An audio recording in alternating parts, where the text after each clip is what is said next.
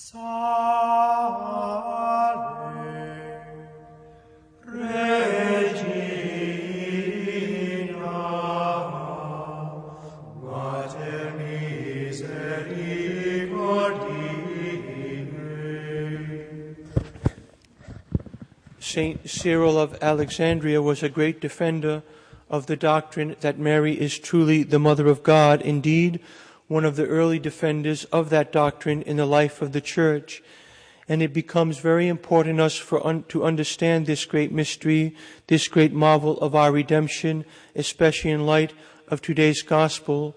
For all of the works that the Lord had performed would not have done us anything to convince us that he was truly the Christ, unless one thing could be shown, that he was born of a virgin, that is, he was the sign that he was not merely just one great man amongst many men, but that he was also the very Son of God, so that it can be said that he was both human and divine. It is only in this context that we come to understand the absolute authority he has over all things. He can cure the sick of their diseases. He can expel the fever. He can expel demons from society and from individuals, because he is the all-powerful Son of God, equal with the Father in all things. And he is also the Son of Mary, manifested to us in the flesh, in order that we may have seen these wonders that he worked, these marvels.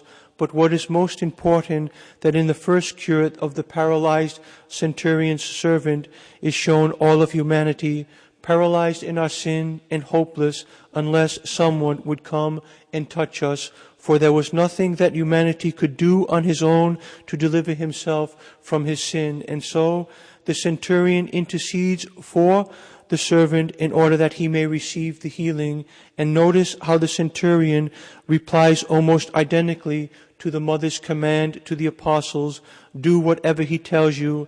It is very clear that the Mother of God is interceding in the life of this centurion, and at this very moment he is in some way imitating the Immaculate Virgin, who beseeched God from the first moment of her conception that the Savior would be sent into the world in order to deliver us from our infirmity and show, even though he was of the Gentile nation, he shows himself to beginning that journey by which he would truly become a child of Mary, because he recognized the authority that the Lord had over, and by implication, he necessarily in some way manifested his belief that Mary was special amongst all creatures. Indeed, as St. Bonaventure, St. Thomas Aquinas, and others are all in agreement, that God could have created many universes greater than the one that was created, but in the Immaculate Conception, God has done for a creature that which he cannot do greater for any creature,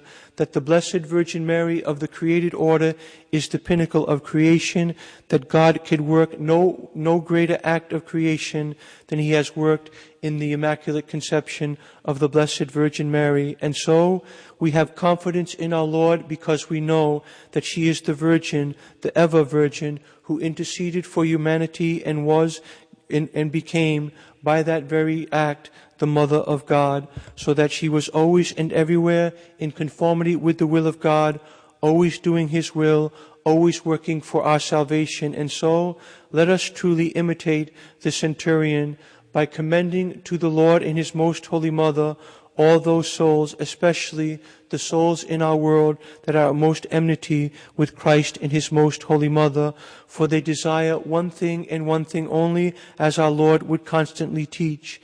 They desire that all be saved. And so our Lord came both for the Jew and for the Gentile, and ultimately the curing of St. Peter's mother signifies that at the end of time the chosen people will repent of their rejection of the Messiah and also enter into that kingdom, so that all may find in that kingdom the safe haven for our salvation, where we live as God's children in this life in order to dwell as his children for all eternity in the life to come.